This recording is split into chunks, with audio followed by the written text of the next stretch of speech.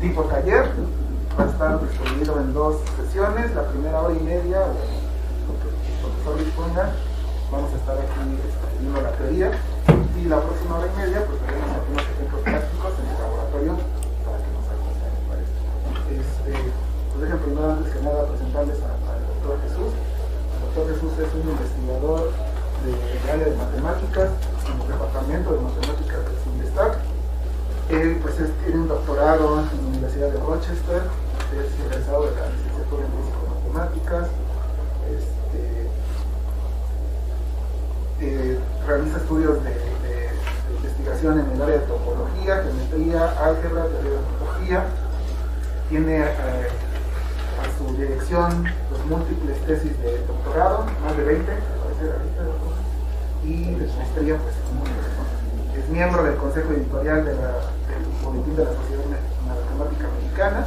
Y bueno, pues es un excelente matemático que ha tenido estancias en centros de investigación como el Instituto Max Planck de Matemáticas y en el Instituto de Investigación de Matemáticas en Bonn y Oberwolfach en Alemania. Entonces, pues es una oportunidad única tener a alguien con sus credenciales que nos pueda mostrar o darnos un taller con las características de tipo de divulgación para que todos nos interesen estas nuevas técnicas. Y bueno, pues muchas gracias por asistir, y sin más preámbulo le doy la palabra al profesor para que nos explique estos temas. Muchas gracias. Muchas gracias. Pues sí, antes que nada quiero agradecer a la SCOM y al profesor Darwin Gutiérrez y su equipo por la disposición, la invitación y arreglar las condiciones necesarias para poder dar estas charlas. En efecto, como Darwin lo mencionó, mi preparación es en matemáticas teóricas. Si bien en el doctorado hice una de las primeras implementaciones computacionales para calcular un objeto topológico algebraico, las funciones espectralianas para calcular grupos de topología de esferas, pues mi preparación no tiene nada que ver, más que lo usual que uno conoce en la vida, con necesidades tecnológicas obvias de computación. Sin embargo, sí les quiero platicar un poquito mi recorrido hacia estas cosas, de cómo me fui aproximando. Pues como Darwin lo mencionó, mi preparación es en técnicas de topología, concretamente en teoría de homotopía, y para aumentar la confusión, en teoría de homotopía estable. ¿Qué es eso? No es una plática técnica, no se preocupen, no voy a hablar de matemáticas, sino más bien de los algoritmos basados en ellos. La topología, la teoría de homotopía estable es un conjunto de técnicas que nos permiten estudiar otros problemas igual de locos, pero quizás un poco más terrenos, como por ejemplo, si uno tiene una variedad dada, así a modo abstracto, determinar la mínima dimensión de un espacio euclidiano en donde pueda realizar esta variedad. Se preguntarán, bueno, ¿cuál es la relación entre eso y análisis de datos? Pues lo curioso es que a principios de este siglo, un matemático descubrió una relación bastante cercana, no es profunda, pero relacionando distintos temas, realmente es como se hacen derechos en las matemáticas, entre este problema de realizar variedades en espacios dentro de espacios euclidianos, estaba relacionado ese problema está relacionado con un problema en robótica, el problema de planeación motriz. Y bueno, eso llamó por supuesto mi atención y empecé a dirigir mis actividades. Eso igual fue hace 20, 25 años, no las realizadas unos 10, que empecé a estudiar esas cosas. Igual es un problema de lenguaje más o menos, está motivado por el problema de planeación motriz en robótica, pero realmente no se manejan prototipos, no se hace nada especial así como en una escuela de ingeniería. Sin embargo, uno de los problemas con los que uno puede planear el movimiento estándar, es una de las técnicas, con los que el movimiento que se puede usar para planear el movimiento es a través de campos tangentes. Ven que vengan de una función gradiente, con teoría de Moss particularmente. Los campos gradientes le instruyen al robot cómo moverse en pequeñas velocidades hasta llegar de un objetivo a otro. Entonces, recientemente, igual a principios de este siglo, se desarrolló una versión discreta de la teoría de Morse. el estudio de campos gradientes, pues ya no en variedades, sino en objetos más de estilo de sabor combinatorio. Y bueno, básicamente me especialicé en ello, hice un poco de trabajo, investigación, resultados bastante interesantes, con la peculiaridad de que estas técnicas de teoría de modos discretas son esenciales. Es precisamente en lo que se basa uno de los algoritmos de las implementaciones más eficientes que se encuentran en tiempos modernos, en la actualidad, para el cálculo de lo que se llama la homología persistente asociada a bases de datos. El tópico de esta charla no es homología persistente, va a ser otro algoritmo relacionado. Igual podría ser, si se interesa en la escuela, en un momento dado hablar de cosas un poquito más dirigidas en términos de homología persistente. Son varias técnicas en el análisis topológico de datos que se utilizan, y particularmente hoy voy a hablar de una que se llama el algoritmo Mapper. Muy bien, ¿qué es el algoritmo Mapper? El algoritmo Mapper nos permite modelar una base de datos mediante un objeto geométrico sencillo. Piensen en una gráfica, una cosa combinatoria como una gráfica. Entonces, una máquina negra que nos permite dar un resumen de una base de datos en términos gráficos. Las peculiaridades son más o menos, y las ventajas son más o menos evidentes. Usualmente las bases de datos están metidas en muchas dimensiones. Ya son individuos, los datos de individuos, 10, 15, 20 o más. Esto está metido en 10, 15, 20 o más dimensiones, o bases de datos en espacios muy grandes, y lo que se trata muchas veces es de producir procesos para bajar la dimensión, para hacer proyecciones adecuadas y al menos, o visualmente, y de características, o con algún otro algoritmo clásico en el análisis. El punto aquí es que la topología puede hacer eso por nosotros, con este algoritmo que les voy a platicar. Y bueno, pues he estado usando la palabra algoritmo. Justamente ha surgido lo que se conoce como la topología computacional.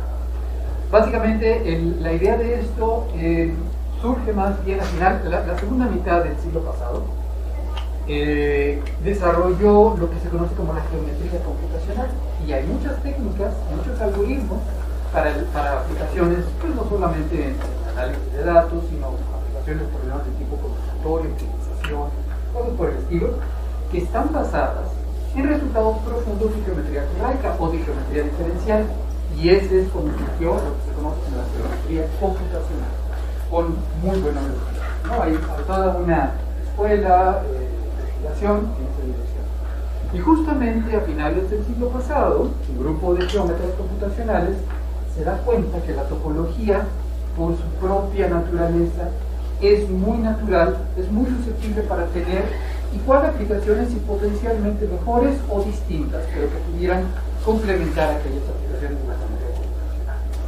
Esencialmente, la topología algebraica y versiones topología diferencial, en general, topología en su sentido más amplio, es un conjunto de herramientas, de resultados, de teoremas, que describen la naturaleza de objetos geométricos. Y aquí el asunto es que, en particular para la ciencia de datos, la premisa es: las bases de datos tienen información geométrica que codifica parte de la información que nos interesa saber acerca de los datos que estamos midiendo, del fenómeno que estamos midiendo. Y es justamente a través de esas técnicas que queremos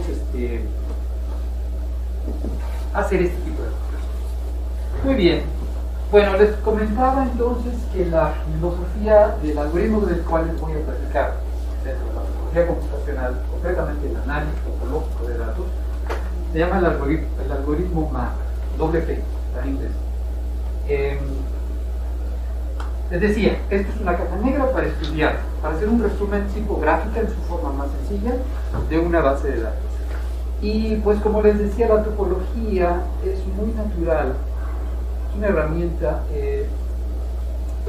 supernatural para hacer un tal estudio.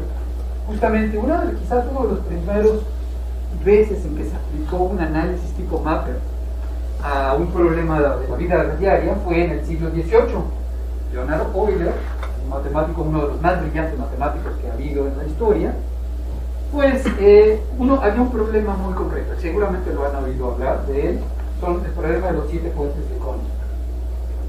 ¿De qué se trataba? Bueno, en aquel entonces, Rusia de aquel entonces, estaba esta ciudad cuyo mapa de zona central se ve en la imagen, y pues como toda ciudad europea, cruzada por cualquier cantidad de ríos, también aquí, pero ya no existen, afortunadamente están secos, no han tubados. Y entonces este río en cierta parte de la ciudad se bifurcaba y formaba 2 islotes. Y para conectar las distintas partes de tierra firme se construyeron los 7 puentes que se muestran en la figura. Entonces, entre los visitantes y entre la población en general, era como una diversión el siguiente problema. A ver, encuéntrate un camino que me llega a recorrer todas las partes turísticas de la ciudad o los lugares de interés, con la condición, los puentes de por sí mismos eran muy bonitos, creo que están destruidos mayormente por la ciudad, creo que ya, bueno, obviamente cambió de país, cambió de nombre, porque las guerras mundiales deshicieron mucho de la ciudad, pero los puentes eran muy bonitos y parte del atractivo era recorrerlos. Entonces el problema consistía en, vamos a hacer un recorrido por las distintas partes de tierra firme, de tal manera que usemos todos los puentes una y solo una vez. No puedes regresar aún cuando hayas ido por allá y regresar. El puente que ya hayas usado no lo puedes volver a usar. Y de preferencia, pues terminar en el lugar donde empezamos. Entonces, bueno, pues Euler, básicamente con una idea genial, desde entonces, introdujo lo que fueron las bases de la teoría de gráficas. Y dijo, muy bien, pues mucha gente lo intentó, prueba y error, se dan cuenta que simplemente no se puede, pero un argumento formal, como nos gusta a los matemáticos, pues a quién le importa, simplemente no se puede. Bueno, pues este cuate llegó y dijo, miren, aquí hay un argumento con el cual puedo mostrarles que no se puede, y es muy sencillo, ridículamente sencillo. No lo voy a dar, pero casi va a ser obvio si al final el problema no tenía nada que ver con cómo caminas en las partes de tierra. No, la restricción es en cuanto a cruzar puentes. Entonces, vamos a reducir el problema representando cada parte de tierra firme con un solo punto, un vértice. Entonces, en la figura hay básicamente las 2 riberas de la parte norte y la parte sur del río, la tierra firme de arriba, la de abajo, y los 2 islotes, que están representados respectivamente por aquella vértices de gráfica. Y el problema realmente tiene que ver con el cruce de puentes y las restricciones que platiqué. Entonces, pues Euler dijo, pues vamos a representar cada puente con una rayita que una los vértices correspondientes. Por ejemplo, entre esta parte de tierra firme y esta parte de tierra firme había 2 puentes y eso está representado por las 2 aristas entre los correspondientes vértices. Con eso, se le quedan viendo un segundito y no se necesita hacer Euler para darse cuenta que el problema no va a tener solución. Nada más hay que pensar un segundito. No es relevante para los fines de esta charla decirles cómo ni por qué ni el argumento de 2 palabras. Lo que es relevante es que la simplificación del problema dada por la gráfica es brutal para resolver un problema de una manera contundente. Bueno, eso es exactamente la idea del algoritmo que vamos a realizar. Este algoritmo, como les decía, está basado en un teorema. Como les decía, la topología computacional, al igual que la geometría computacional, está basado en diversos teoremas que garantizan el buen funcionamiento que algún algoritmo, que alguna técnica te va a dar un resultado. Entonces, en particular, el algoritmo Mapper está basado en un resultado general de topología que se le conoce como el lema del nervio. Voy a hablar un poquito de la motivación de él, cómo usarlo, básicamente que quede claro si necesitamos calcular qué tipo de técnicas vamos a usar. Pero déjenme motivarlo un poco con el siguiente problema, pasar de los puentes de Königsberg a un problema relacionado a cobertura por sensores. Entonces imaginemos que tenemos una ciudad, una región amplia, a la cual queremos cubrir con sensores distribuidos en la ciudad, de tal manera que tengamos cobertura en todas partes. Ahora, una de las condiciones que quiero poner aquí para hacer el problema más interesante y adaptarlo al problema computacional básico del teorema es que estos sensores, por angas o por mangas, se pueden mover en el tiempo. Un día estarán así, otro día estarán de otra manera, no sabemos. Pero el problema, lo que te dice tu jefe es, tienes que garantizarme si en una posición en que hayan amanecido los sensores hay cobertura en todas partes o si se me queda un hueco sin cobertura. Ese es el problema. Bueno, en principio es muy fácil de resolver. Decimos, pues a cada malvado sensor le ponemos un GPS, un sistema de geoposicionamiento.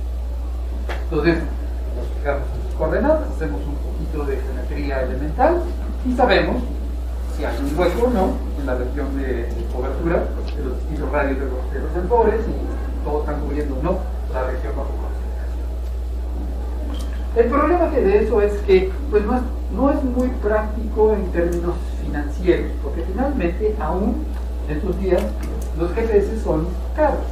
Y si estamos hablando de una cantidad brutalmente grande para cubrir una ciudad o una región amplia, pues no es una solución viable el instalar un GPS en cada sensor.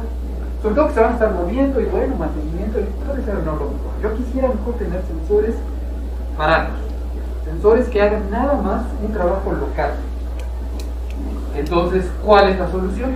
Y es ahí justamente donde la topología, este teorema del nervio, hace su entrada y es capaz de resolver el problema. Porque la idea es que la filosofía detrás del teorema del nervio es que si tú tienes información local en todas partes, lo puedes organizar, coordinar en una información global. La información local es cómo se están interactuando entre sí los sensores y la información global final es si hay o no un hueco sin cobertura. ¿Cómo funciona esto? Bueno, imagínense que en efecto los sensores solamente tienen radio de cobertura y se pueden comunicar dos sensores que estén suficientemente cercanos. Representados aquí estoy haciendo una figura un tanto idealista de los puntitos denotan los sensores, sus discos de cobertura, los círculos, y el que esté en comunicación los estoy representando con que se intersecten los discos de cobertura. La pregunta es, con esa información, ¿cómo puedo decidir si hay cobertura global en la región? ¿Cómo lo puedo hacer? Bueno, el teorema del nervio dice que lo que puedo hacer para resolver el problema es lo siguiente. A esta disposición le voy a asociar un objeto combinatorio. Va a ser el inicio de una gráfica. Déjenme empezar a describir una gráfica. Primero que nada, listo vértices en toda gráfica. Y los vértices van a ser los sensores. Los sensores, hagan de cuenta que están numerados, están distinguidos. El sensor 1, el sensor 2, el sensor N. Que hay. Van a ser muchísimos en principio. Esos son los vértices. Voy a hacer una lista de los sensores. Ahora voy a poner aristas. La idea es poner aristas entre sensores que estén en comunicación. Por ejemplo, en esta parte de aquí estoy mostrando que el sensor 1 y el sensor 2 están en comunicación, se pueden interactuar, uno es consciente del otro, y entonces pongo una arista, una arista entre el vértice 1 y el vértice 2, etc. Pongo una computadora a rellenar esto, para de volada, y formo esta gráfica. Es una gráfica estándar en técnicas de comunicación, gráfica de cercanías, especialmente lo que estamos haciendo. Pero no voy a quedarme ahí. No solamente va a haber pares de sensores en comunicación, para poner una arista. Puede haber ternas de sensores en comunicación. Por ejemplo, este sensor y este sensor están en comunicación representada por esta triple intersección. Entonces, lo que voy a hacer es que cada vez que haya tres sensores en comunicación simultánea, que se estén intersectando sus discos de cobertura, voy a rellenar con un triángulo sólido ese huequito, esta parte de aquí. Lo voy a rellenar con un triángulo sólido para obtener esta situación. Aquí básicamente ya se hizo todo el asunto de todos los que están en comunicación. Estoy rellenándolo con un triángulo sólido. En principio tendría que hacer, para que el teorema del nervio funcione bien, tengo que hacer exactamente lo mismo por todas partes y en todas las dimensiones. ya puse aristas, ya puse triángulos, debería poner tetraedros si hubiese 4 sensores en comunicación simultánea, que quiere decir con intersección cuádruple no vacía.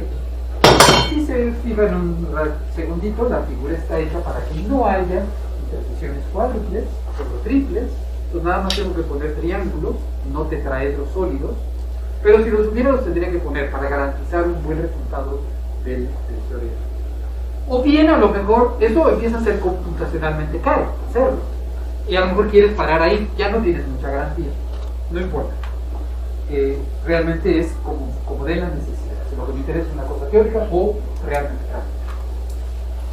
El punto del teorema de Nervión dice que una vez que haya terminado de hacer todo eso, y en este caso realmente no tengo que hacer intersecciones cuádruples porque no las hay y no voy a poner nada, el objeto combinatorio topológico que obtengo es realmente un objeto combinatorio. Esta triangulación de esta sección, de esta zona azulada, con variadas, tiene, el teorema del Nervio me dice que tiene la misma topología, la misma información geométrica, salvo deformaciones, que el área de cobertura de los sensores. Originalmente el área de cobertura está arriba a la izquierda y notamos que tiene un hueco de cobertura, en este caso completo.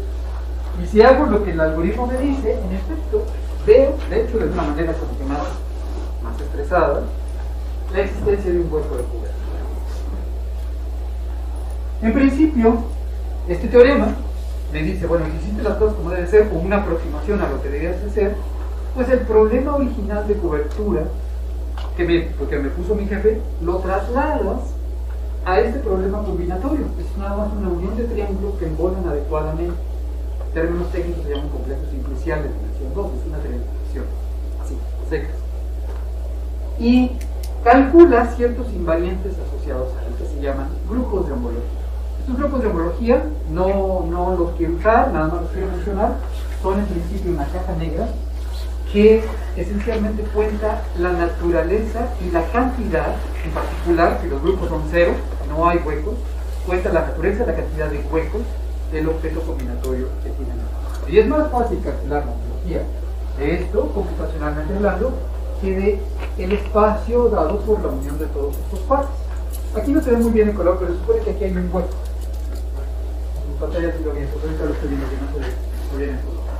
Y ese hueco de aquí creo que se ve un poquito mejor, y está el hueco y está representado.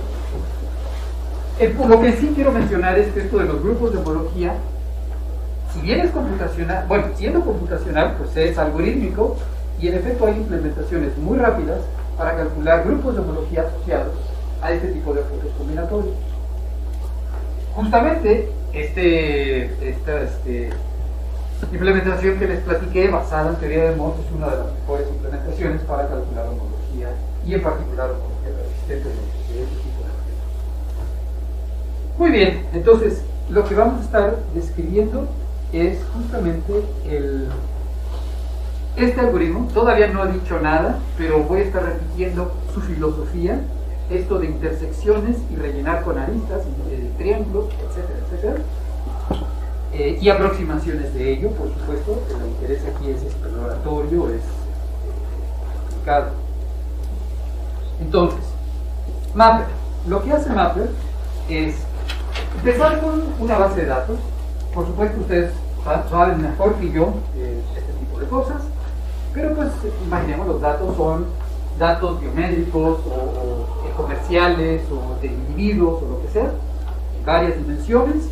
Pero los datos también pueden ser conjuntos de imágenes, lo que quieran. Lo pueden representar, pensemos para fines prácticos y teóricos, finalmente, como puntos en un espacio euclidiano. Al menos un espacio métrico en donde tengan una noción de distancia.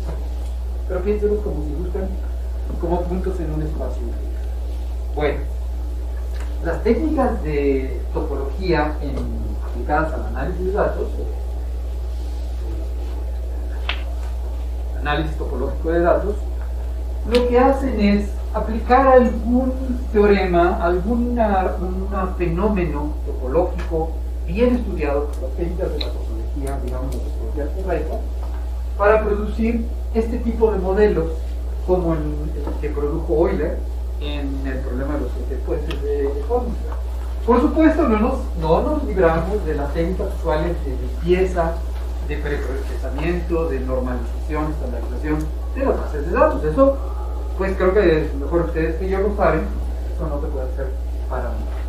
La idea es que Mapper entonces lo que va es construir asociado a, voy a decir cómo, a una nube de datos, una base de datos, un objeto combinatorio, el cual se puede estudiar usualmente mediante técnicas algebraicas para obtener pues estas huellas digitales, entender o ver de una manera resumida algunas de las características que nos interesen o interese descubrir en las bases de datos. Y por supuesto, si puedo tener una huella digital, puedo hacer aplicaciones concretas, ¿no? Por ejemplo, diagnóstico, clasificación, reconocimiento, lo que sea. El chiste es cómo voy desde la parte de la base de datos a obtener esta huella digital.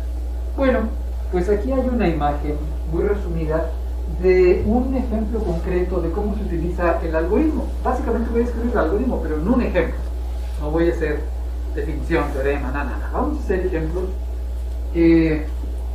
moviendo manos, particularmente proyectándolos. Pues imagínense que tienen una imagen. En principio no saben de lo que se trata, pero bueno, tampoco saben que es una imagen de una.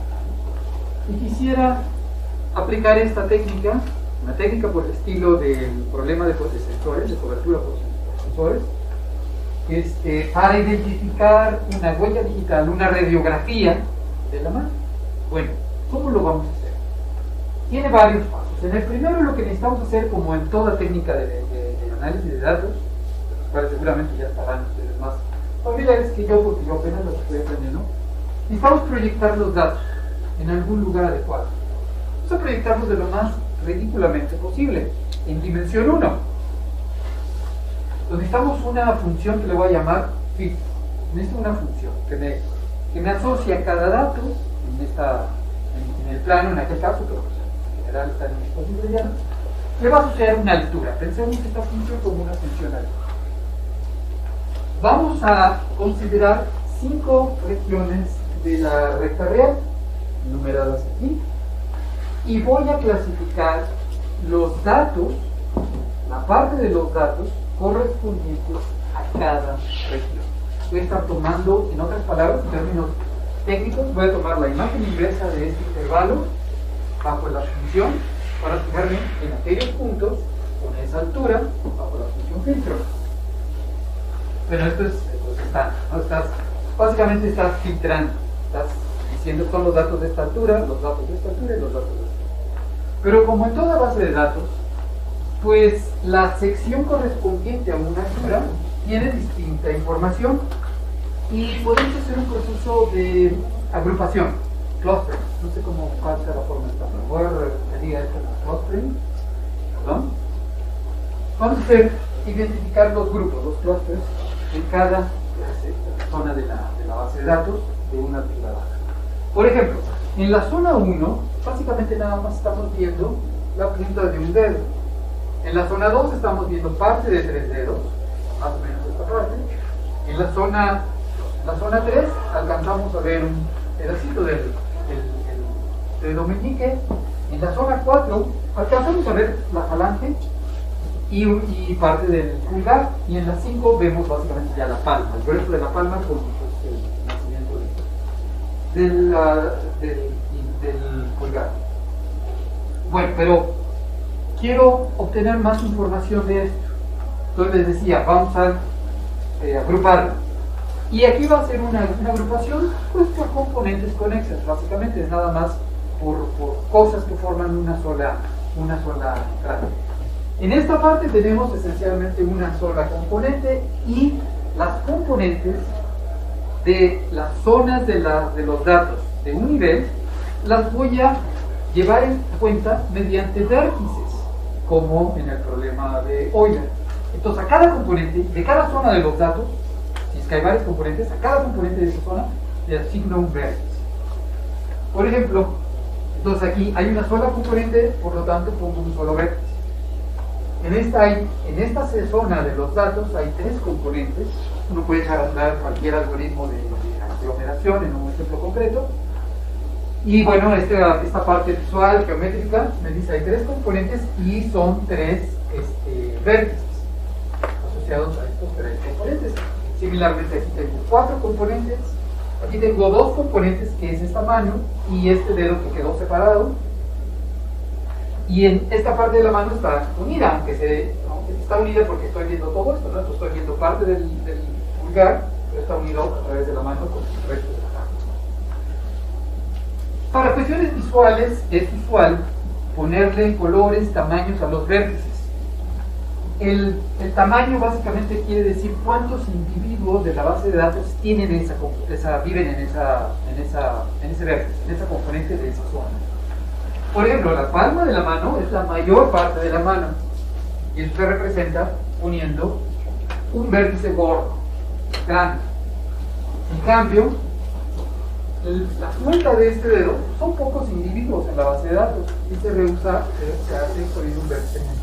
Por ejemplo, tienen este que es realmente muy pequeño. La cantidad de datos que están en esas condiciones son limitados. Bueno, pero uno no para en el asunto de poner vértices asociados a las componentes de las zonas en una determinada región de acuerdo a la función filtro. Hay que armar una gráfica. Y la regla para armar la gráfica, lo que hace el algoritmo es decir, bueno, recuerda que tienes vértices, cada vértice representa un clúster de una zona de la base de datos. Si dos clústeres se intersectan, recuerden que los clústeres son parte de los datos y puede haber algunos datos que están tanto aquí como acá. Si esos clústeres se intersectan, los vértices correspondientes se van a unir con una arista. Por ejemplo, este clúster se une con este porque es parte del mismo dedo. Hay una intersección. En la imagen inversa de esto está como por aquí y la imagen inversa de esto va como de aquí para acá y es en esta zona donde hay parte de este dedo y también parte de este dedo. Entonces esos dos clústeres tienen individuos en común, se intersectan y eso simplemente lo voy a poner en la gráfica como que voy a añadir esta arista. Noten que no hay una arista de aquí a acá porque este clúster no se intersecta con este. No hay individuos, simplemente porque uno está por acá y otro está por acá y no hay nada común. Y eso lo repito, ¿no? Por ejemplo, este clúster y este clúster se intersectan, que son parte de esta imagen inversa y esta imagen inversa, si tienen una parte de intersección. Entonces uno va a poner en este caso 3 aristas, similarmente aquí uno pone estas 4 aristas, indicando que estas 4 componentes tienen intersección con esta componente. Noten que estas 4 componentes andan como por aquí y se intersectan con toda esta, básicamente en la base. Entonces hay cada una de estas componentes, los clústeres representados por estos 4 vértices, cada uno de ellos, 1, 2, 3, 4, se intersectan con esta otra cosa de acá. Básicamente 1, 2, 3, 4 intersecciones y me dan estas 4. Y etc. Hago lo mismo con la última parte.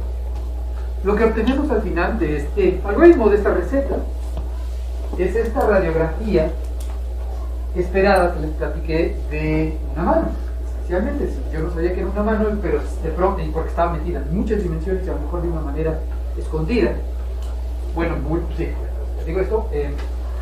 Y lo he hecho andar, voy a ver una representación unidimensional de la mano. Y será muy fácil de decir, bueno, lo que tenías es algo que tiene este tipo. A esta estructura final, en este caso una gráfica, es lo que se le llama el mapper, que está ahí escrito, pero no se puede ver. El mapper es en general el resultado de aplicar esta noción. Este caso es unidimensional por varias razones. Uno, porque proyecté en la recta real. Tengo un filtro que básicamente nada más proyecta en una sola dimensión de alguna manera. En este caso muy benévola. Cualquier algoritmo de cualquier otro método para proyectar se podrá usar. Y otra, porque me paré en solo poner aristas. Pude haber hecho, como en el caso de los sensores, puesto triángulos y quería un poco más información de la base de datos. Pude haber dicho, a ver, hay clústeres triples que se intersectan y en este caso pongo un triángulo y me fijo que me quede. Note que en este caso particular, no hay intersecciones triples, porque, en otras palabras, no hay tres de estos clústeres que se pueden intersectar. Primero que nada, si dos clústeres se van a intersectar, no pueden estar en el mismo nivel, porque en el mismo nivel tenemos cosas disjuntas, son clústeres, son agrupaciones de esa parte, ahí no hay intersección. Por otra parte, si clústeres se van a intersectar, tienen que ser uno de una altura con otro de una altura adyacente. No puede ser que esta parte de aquí se intersecte con esta de acá. O sea, esta parte de la mano no tiene intersección con esta parte de la mano. Entonces aquí solamente puede haber intersecciones dobles, a saber, uno de estos con uno de estos. En este caso solo hay uno y aquí hay cuatro posibilidades y todas las cuatro se intersectan con el mismo. Entonces simplemente en este caso particular no hay intersecciones triples.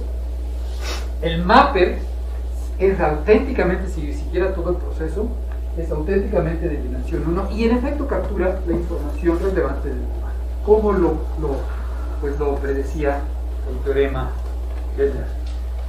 Bueno, no sé si tengan alguna pregunta. Esta es esencialmente la filosofía, quiero repetir en algunas otras contextos, de cómo funciona este algoritmo. Es fácil de implementar. Voy a invitar a algunos estudiantes del POLI, del CIDESTAD, para platicar sus experiencias con él. Al final. Sí.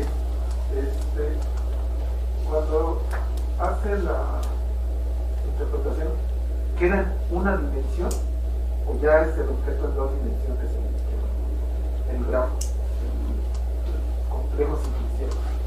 Sí, bueno. Cuando digo que esto es de dimensión 1 es porque no tiene vértices y aristas.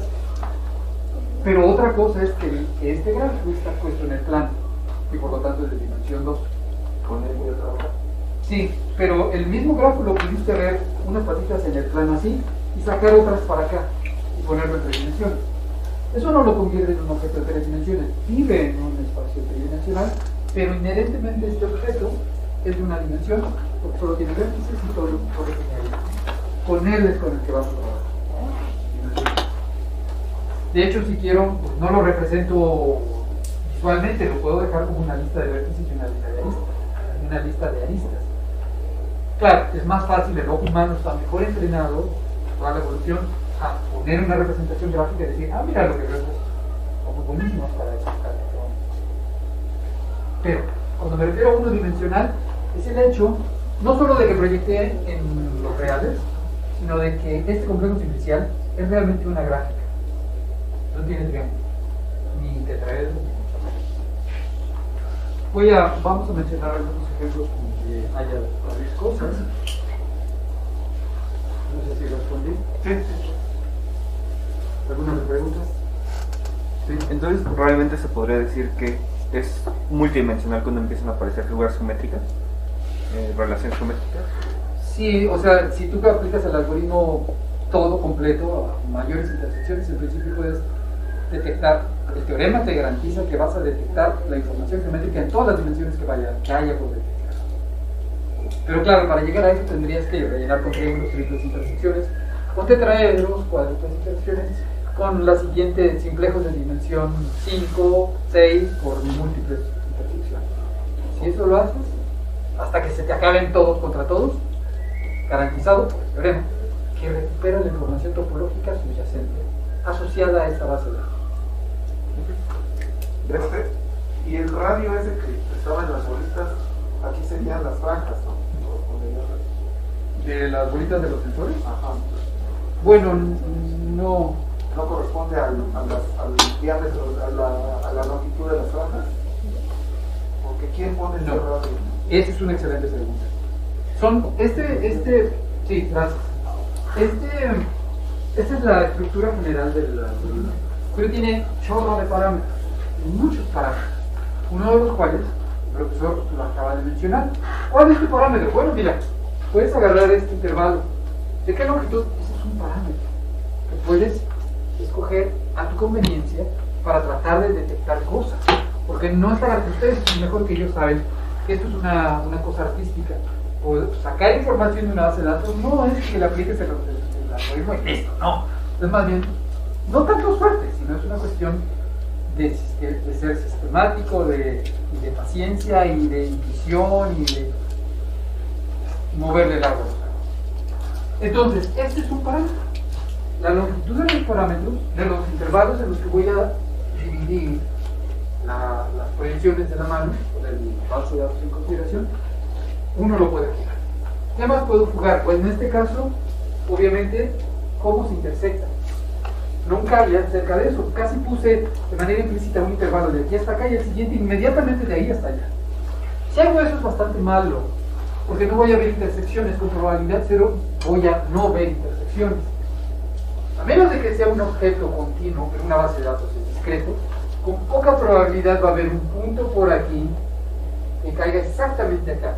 Y si no lo hay, no puedo ver el correspondiente arista, que sería, ese individuo sería el testigo de que ahí debe de haber una arista. Si no lo hay, mal.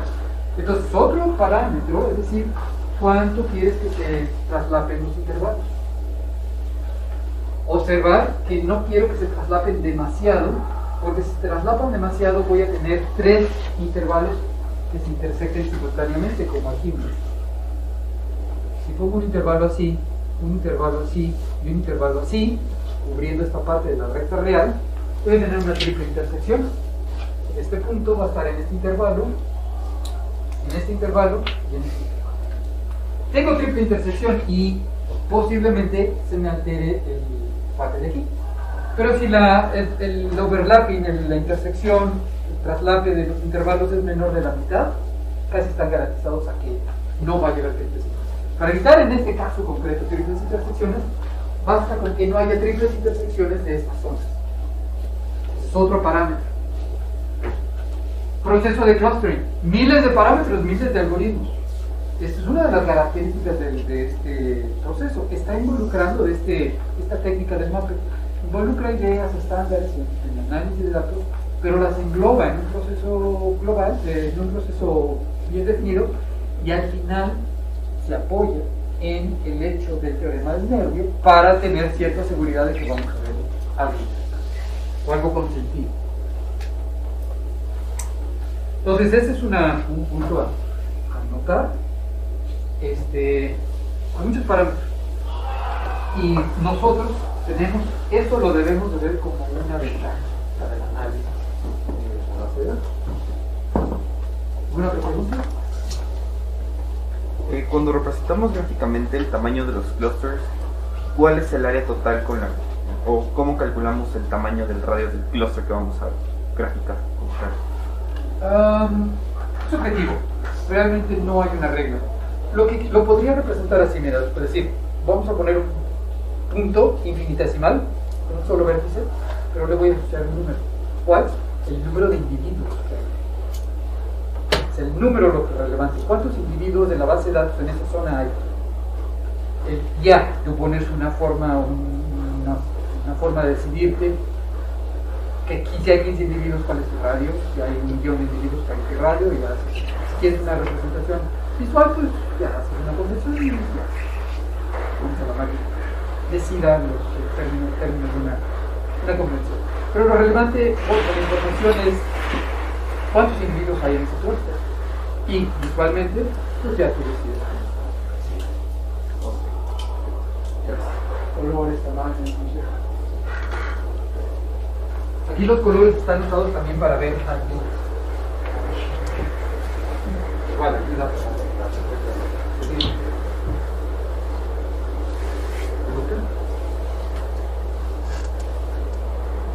ok. Bueno, entonces lo que quiero es darles un poquito de intuición, un poco más de intuición porque está funcionando este teorema que soporta el método del mapper. Es más bien geométrico. ¿Por qué sí, por qué no a veces? Sobre todo si tienen ese tipo de intuición, ¿cómo hacerle a la hora de estarlo usando para evitar los problemas? O justificar uno u otro paso. Pues imagínense, esta base de datos realmente es un círculo, es continuo, Imagínense que es una base de datos que está muestreando algo circular, una correlación entre dos variables, yo que sé, un círculo.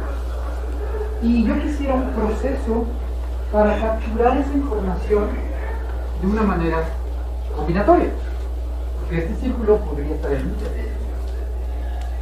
Bueno, miren, una cosa que podríamos hacer es, ¿recuerdan esto que les comentaba de que el teorema del nervio tiene una filosofía de que captura información local, la coordina para dar una información global? Bueno, eso es lo que quiero hacer aquí. Eso fue el contenido en el problema de sensores y es lo que quiero explicar aquí. Vamos a dividir este círculo en tres regiones: la roja, la azul y la verde. ¿Cómo lo podría hacer algorítmicamente? Imagínense que ponen un triángulo inscrito en el círculo. ¿Cómo lo hacen? Pues elijan tres puntos aleatorios. Aquí los puse bastante equidistantes, pero realmente es suficiente que pongan tres, no importa dónde. Y fíjense en esta esquina. Para mayor visibilidad, pues una es roja, otra es azul, otra es verde. Y lo que puedo hacer es simplemente proyectar estas líneas hacia el círculo. Aquí estoy suponiendo que todos vemos que hay un círculo, para formar esta parte azul, un poquito agrandada por cuestiones del parámetro para que haya intersecciones, esta parte verde y esta parte roja.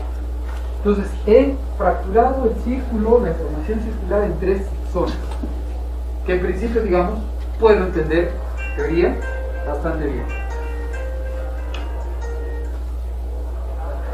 Y me fijo en el mapper correspondiente. Entonces, ¿qué debo de hacer?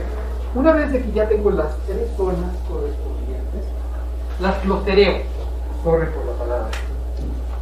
En este caso son conexas, son un clúster asociado a cada una.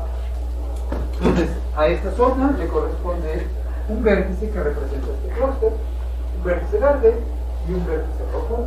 Me fijo en las intersecciones. Está este tipo de intersección, que lo voy a representar por esta arista. Está este tipo de intersección, que la represento por esta, y esa otra intersección que la represento por esta. Me fijo en no hay más intersecciones, y pues como debe de ser, el teorema me dice que en efecto es una representación sencilla, una gráfica, que capturó la información del sistema. Bueno, bastante elemental. Vamos a una dimensión mayor.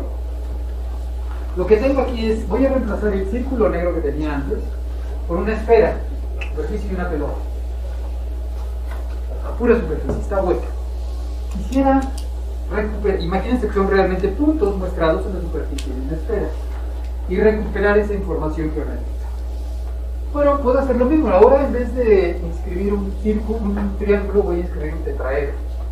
Básicamente selecciono 4 puntos. 1, 2, 4. Buscan el tetraedro que vi allá adentro.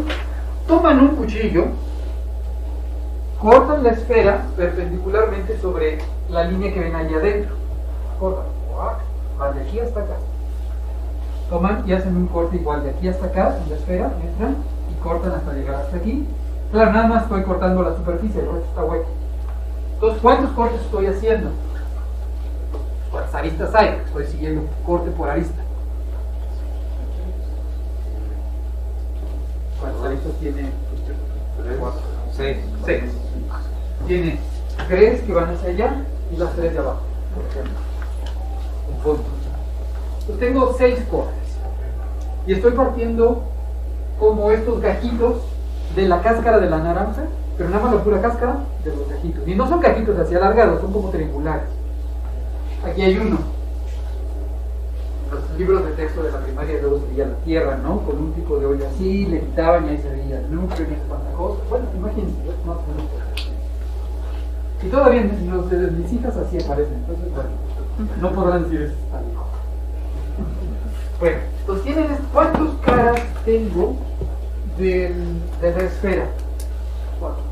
4, porque hay justamente el tetraedro que tenemos aquí, tiene 4 caras: la de la izquierda, la de la derecha, la de atrás y la de abajo.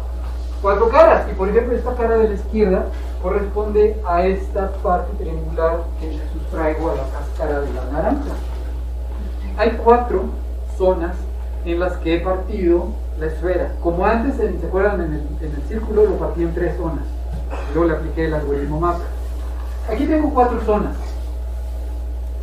Es el análogo de las tierras macizas, de las tierras firmes en el problema de los silicónicos.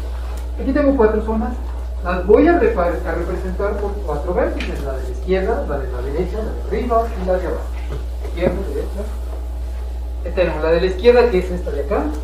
La de la derecha, que es una que anda de este lado, pero corresponde a esta cara. Estoy poniendo arriba la de atrás, porque abajo voy a poner la de abajo. Proceso de mapper. Siguiente, bueno, primero que nada, el proceso de mapper es clusteriano. No hay nada que clusterear, aquí no hay una base de datos, hay una superficie.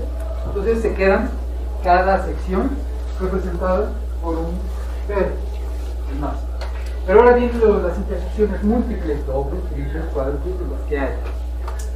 Bueno, pues miren, por ejemplo, esta sección, que es la que se ve aquí, se intersecta con la que hay por acá, que corresponde a esta cara del triángulo con esta cara del triángulo. El responsable es este corte que hicimos, pero finalmente ese corte estuvo dirigido contra estas aristas del tetraedro.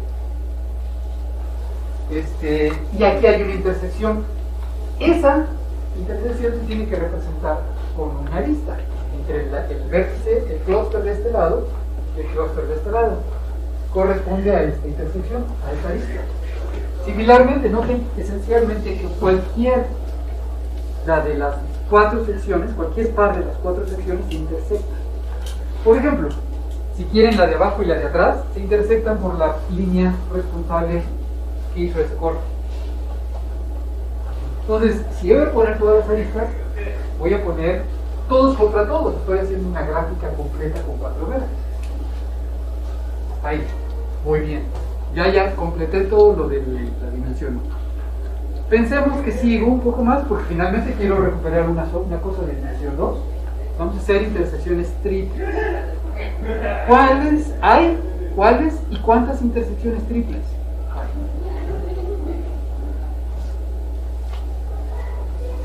¿Qué me podría decir? ¿Cuántas intersecciones si las hay? ¿Cuántas intersecciones triples hay? ¿Cómo las cuento?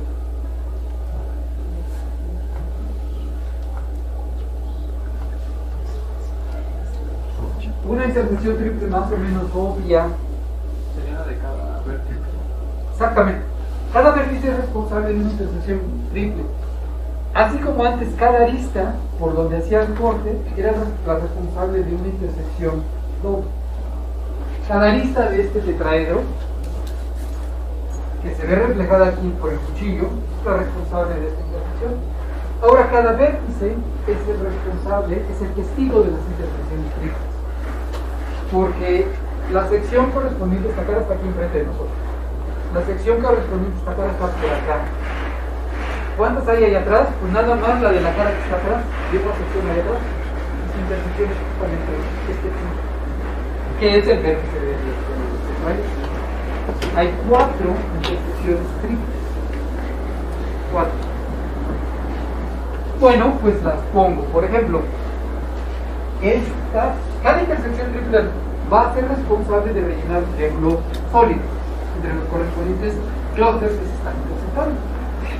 Entonces, este de aquí es la intersección triple desde la derecha, desde la izquierda, el de la derecha y el de atrás.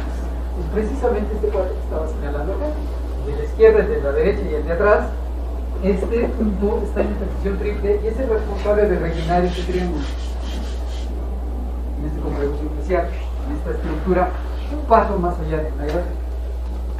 Similarmente voy a tener esta cara y puse esta arista punteada porque la quiero, aquí no se cruzan estas dos. O sea, imagínense que aquí hay un tetraedro, estoy poniendo, va por detrás y voy a tener esta cara y también esta cara. Solo hay 4 intersecciones triples. ¿Intersecciones cuádruples hay? Se puede convencer de que no hay intersecciones cuádruples. De hecho, un punto que estuviera en una intersección triple tiene que estar en 3 y en 1 más. Bueno, los únicos que están en 3 son los vértices, pero este no está en esta cara, este no está en la de atrás, los opuestos. no hay intersecciones cuádruples y por lo tanto no hay intersecciones de mayor. Entonces, lo que vemos aquí es el mapper que resulta de ese proceso, de este algoritmo. Y por supuesto, es un tetraedro que tiene sus 4 vértices, sus que quedamos 6 aristas, sus 4 caras de dimensión 2, pero está hueco, no hay una cuádruple intersección. Y el proceso capturó, pero con una firma combinatoria, la topología, la forma de la esfera de dimensión. Como tenía que ser, porque el teorema te dice que sí, tienes que capturar esa información. Ahora, no todo es miel sobre hojuelas. No siempre, bueno, el teorema siempre funciona, pero sus hipótesis no siempre se dan. Entonces, déjenme platicarles cuáles son las hipótesis para que vean qué tipo de cosas tendrían que evitar y que justifica algunos de los procesos que se aplican en este algoritmo. Imaginen, déjenme regresar a la estructura circular de esta base de datos negra y decir, pues nada más lo voy a cubrir con 2. Si de eso se trata, nada más lo voy a cubrir con 2 secciones porque es muy fácil organizar toda esa estructura local en 2 cosas globales, en una cosa global. Entonces, vamos a considerar esta sección roja, o sea, de aquí hasta aquí del círculo, y esta sección verde. Entonces, bueno, ya particioné, ya hice mi filtro. Con imágenes inversas, o sea, ya tengo las zonas de la base. Está la zona verde y la zona roja. El siguiente paso es clusterizar las zonas. Otra vez, me regreso a que no era una base de datos, que el círculo de verdad no me va a meter en esa problema. O bien, los puntos están todos pegaditos y realmente transformando en clúster geométricamente. Entonces, esta zona roja se representa, es un solo clúster, se representa por un vértice rojo y la verde por un vértice rojo. Proceso del teorema del nervio, el algoritmo. Intersecciones dobles, triples, bla, bla, bla. Bueno, evidentemente hay una intersección doble. Este clúster intersecta con este clúster. Y aquí, por lo tanto, debo poner una arista. Y no tengo una arista. Y no hay intersecciones triples porque simplemente no hay 3 clústeres. Entonces, la firma que da el algoritmo y el teorema del nervio para este círculo, con esta cubierta, con esta zonificación de los datos, es esta. Y esa no tiene la misma topología de un círculo. Este es un intervalo y el intervalo es totalmente distinto del círculo. Se distingue de muchas maneras. ¿Qué falla? El teorema del nervio no falla. Bueno, lo que falla son las hipótesis del teorema. Para que el teorema del nervio funcione, lo que se necesita es que, además de que las zonas, estos clústeres, sean decentes, sean conexos, básicamente, si no lo son, lo que obtenís. Se necesita que las intersecciones, dobles, triples, cualquier intersección no vacía, no tenga información geométrica relevante. En términos técnicos es que sea contracto. Pero la intersección de la cosa roja con la verde es esta parte y esta parte. Cada uno de ellos son 2 intervalitos y se pueden deformar un punto dentro de ellos mismos, pero si los muevo ya no se vale, o sea, me debo quedar ahí mismo. Son 2 componentes. Lo que está fallando aquí en términos técnicos es que las intersecciones son malas. El teorema del nervio dice debe de tener intersecciones buenas, y de hecho una terminología técnica es cubiertas buenas. Necesito una cubierta buena para que funcione el teorema del nervio. Entonces no es una cubierta buena en el sentido de que esta intersección es mala. Tiene 2 componentes, términos básicos. Esa es en este caso la razón por la cual el mapa resultante no captura el tipo de homotopía de la base de datos original. ¿Cómo resolverlo? Bueno, la primera idea es, estas zonas fueron muy grandes, tanto que se van a distintas partes. Y la otra igual, gran pecado. Se va a chorrear la cosa porque se intersectan en cosas alejadas. Pero esa es un poquito la filosofía. Es como una variedad y sus cartas. Las variedades se describen localmente por cosas sencillas, que son con copias de un espacio trivial. Aquí igual lo que queremos es que las zonas de las las partes en las que estoy planificando la base de datos sean pequeñas. Los intervalos que se usen sean no muy grandes, que hagan cosas realmente locales, como en el caso de los sensores, porque le voy a aplicar el teorema para recuperar a la curva. Se trata de realmente hacer las cosas con cierto detalle, no muy burdas. Si es muy burdo, seguramente el teorema desde luego no aplicará. Y tendrán un mapper que será una firma no auténtica de cualquier fenomenología que tengan, ¿verdad? Entonces se necesitan cubiertas buenas, planificar adecuadamente, y eso se puede lograr en términos del algoritmo con estos procesos de filtrar la función, como en el caso de la mano, y ahí incluso las imágenes inversas pueden no tener, ver un dedo, parte de dedos, y clusterizar. Entonces, esto está básicamente para... Bueno, aquí es lo que como se les ocurrió. Por cierto, no dije. Los autores de esta metodología es un grupo de investigadores liderados por Gunnar Carlson, de hecho, uno de los padres, si no el primero, pero sí uno de los padres. Bueno, su trabajo inicial es en topología algebraica, pero también está haciendo mucho de análisis de datos. Tiene una empresa, incluso fue el fundador, cual es muy interesante.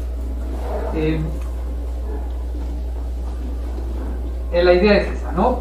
La forma en que se les ocurrió a ellos es este algoritmo que les puse, pues analizas algunos ejemplos, trata de dejar y algoritmizarlo para que tenga buenas chances de funcionar en problemas. Entonces se logra precisamente con la ilustración y el proceso de agrupación del algoritmo. Vamos a hacer un par de ejemplos, más en el sentido idealizado, pero pensando que tenemos bases de datos. Pues tenemos esta base de datos ocultos con cierto ruido, pero tomados, digamos, de una base de datos circular, dos dimensiones. Nada extraordinario, solo dos dimensiones, porque no se con cualquier método. Vamos a ver cómo funciona el algoritmo que está en esta parte. Bueno, se trata de tener un filtro. En este caso va a ser una proyección. Tenemos esta base de datos está en un plano, tengo primera coordenada, segunda coordenada, y estoy proyectando en la segunda coordenada. Me olvido de la primera coordenada. Me fijo en este filtro. Parámetros, necesito una cubierta, necesito intervalos con ciertos traslables y cubrir al menos la imagen de la base de datos para que todo esté representado. Siguiente paso, tomar imágenes inversas, zonas de determinada altura y clusterizar. Entonces, por ejemplo, asociado a este que parece naranja, están estos datos naranjas de esa altura. De hecho, dejé algunos negros que son los que viven en la intersección. Realmente todos estos datos son los de altura a zona naranja. Similarmente, estos datos y estos datos, acá, son los que están en altura azul, etc. Tenemos los datos verdes y los datos rojos. Ya los zonifiqué, pero hay que clusterizar. Ya los filtré, zonificados. Hay que clusterizar. Noten que aquí, los anaranjados, en términos geométricos, forman un solo clúster, pero los azules, realmente hay una diferencia entre ellos. Y eso básicamente está a recuperar este problemita, que tengo parte arriba y parte abajo. Los de arriba y los de abajo, esto lo hice filtrando. Acá tengo dos clústeres azules. Tengo este clúster azul, tengo este clúster azul, tengo dos clústeres verdes que son asociados a esa altura y un solo clúster aparentemente rojo. Bueno, receta. Formas el mapper. El mapper, como se esperaba, ya me evité el problema que mostré en el círculo anterior, donde todo estaba muy grandote y no me estaba capturando correctamente, básicamente con el asunto de filtrar y clusterizar, de que estoy teniendo un solo clúster anaranjado en aquel vértice, dos clústeres azules, cada uno de esos vértices azules representa este clúster y este clúster, dos verdes y un solo rojo. Me fijo en sus intersecciones, estos dos son responsables de esta línea, etcétera. Estos dos responsables de la otra línea, este es el responsable de la intermedia pero a la izquierda, este es el otro lado, y estos dos, los dos líneas que se van a unir con azul y con. Y pues bueno, lo único que hice es repetir otra vez esta comparación, la técnica del mapper en esta situación para obtener esta firma de un círculo. Otra vez, es todo en una base de datos realista, interesante, de altas dimensiones. Tiene la chance, tiene la posibilidad de recuperar rápidamente cuestiones generales de la base de datos que puedan conducir luego a análisis más particulares. Entonces, una de las virtudes del mapper es que te da un resumen visual, que menciono los términos, de la base, de las características de la base, que te podría dar un poco de insight, de algo de dónde dirigir tus esfuerzos posteriores a un proceso más detallado, más costoso. Muy bien, entonces este es el proceso. Fíjenme, para terminar esta sección y pasar a otra round de preguntas, a ver si lo tienen. Hacer imagínense que ahora tenemos una base de datos un poco más interesante, ya no es un círculo. Son datos tomados de la superficie del toro, podrían tener un poco de ruido, yo qué sé. Aquí se supone que no. Cada intersección, cada puntito de aquí se supone ser un dato, está bastante uniformemente distribuido todo esto. Y pues bueno, este es el proceso general, resumido, de lo que hace ¿no? Necesitas parámetro, una función adecuada. En general, si este toro vive en muchas dimensiones y a lo mejor está un poco deformado, no está muy claro cuál sería una proyección. Hay varios algoritmos para producir filtros. Ahorita los mencionamos, pero ustedes deberán ser más familiarizados con eso. Pero imagínense algo que hago este tipo de proyección. Si esto lo pienso como un toro, digamos que lo ven así, de perfil, vas proyectando nada más el perfil. Bueno, el asunto es, pues tomo la cubierta, uno de los parámetros, con estas características, otro de los parámetros, hago la zonificación, pues por ejemplo los azules claritos, está representado ahí abajo, los anaranjados, verdes, rojo y azul. Y me fijo en las intersecciones correspondientes, ya lo podrán ver de un solo vistazo. La firma que obtiene el toro es esencialmente muy parecida a la del círculo, solamente que tienen estas dos patitas. Estas patitas, claro, dependen de que agarré unos parámetros adecuados, pero básicamente es el tipo. Si hubiera hecho más finos los intervalos, básicamente sería esa misma firma, pero con más puntos aquí, y luego más puntos acá, y luego más puntos. Pero eso es básicamente la firma que vamos en el toro. Cosa mala es que hay una diferencia sustancial geométricamente hablando entre una base de datos circular y una de un toro. El toro tiene dos tipos de círculos esencialmente distintos. Tiene este círculo que estamos viendo aquí, pero el toro se supone estar hueco, entonces tiene un círculo todo alrededor de él, algo que no estamos viendo ahí. Y a lo mejor ya me interesaría, yo no sé si tengo un círculo o un toro o cualquier otra superficie o cualquier otra base de datos que me esté reflejando una superficie, por ejemplo. Y entonces me gustaría hacer un análisis un poco más detallado de qué tipo de información geométrica podría haber, y en todo caso ya consultar con un experto en la base de datos cómo interpretarlo. Entonces, una forma de lograr eso es haciendo, bueno, recuerden que el mapper no solamente hace firmas de dimensión 1, gráficas. Eso lo hago porque nada más, o no hay intersecciones triples, o decido no poner triángulos. Esa es solo una primera cosa. Pero el mapper por completo tiene que ser poner simplejos, aristas, triángulos, tetraedros, etc., por intersecciones múltiples, cada intersección. Entonces, déjenme platicar rápidamente un ejemplo que una de las estudiantes que invité nos hace el favor de hacerlo más numérico, la experiencia que tuvo, con un poquito más de detalles, pero sobre todo quiero que vean, justificar ¿Cuál es el tipo de figuras? ¿Cuál es el tipo de firma que vamos a tener? Recuerdan que en esta parte del toro vimos esta firma en donde tenemos estos aleroncitos.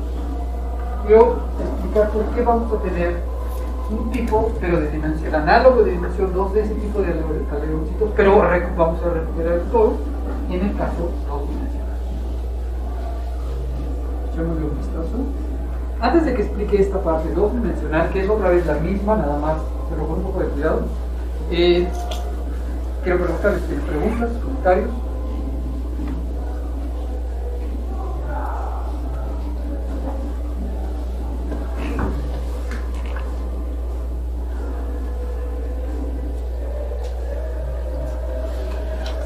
Ok, entonces déjenme les explico.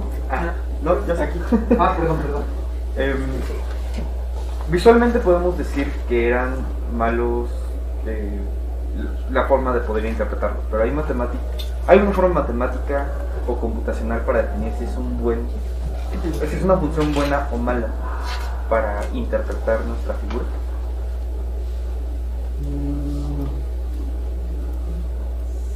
Sí. La respuesta es que genéricamente cualquier función es buena. Pero eso requiere un teorema de matemáticas. Imaginemos que no estamos hablando en términos de bases de datos, sino de variedades. La pregunta es, si quiero funciones a altura de cuadros, ¿cuáles son buenas y cuáles son malas? ¿Qué hay más? Teorema te dice que las funciones buenas, que se llaman funciones de Morse, son densas en el espacio de funciones. Estadísticamente, probabilísticamente, todas las funciones, la que tú agarres va a ser buena. Pero eso es en el término teórico, que tengas una variedad, no una base de datos, que todo esté bien representado. A lo mejor una base de datos muy bien representada, igual que funciona. Todas ellas tienen la capacidad de hacerlo. Depende de tus parámetros que sean suficientemente pequeños para que las condiciones del teorema no funcionen. Pero en principio la respuesta teórica es cualquiera. Pero en la práctica no cualquiera. Necesitas funciones buenas. Y eso ya se pasa del problema teórico a un problema práctico, experimental. Ya no hay una forma de decir cuál es la buena. Hay métodos que pueden decir cuáles son las buenas. Entonces se trata de encontrar proyecciones adecuadas. Yo qué sé, PSA, primeras componentes principales serán las buenas.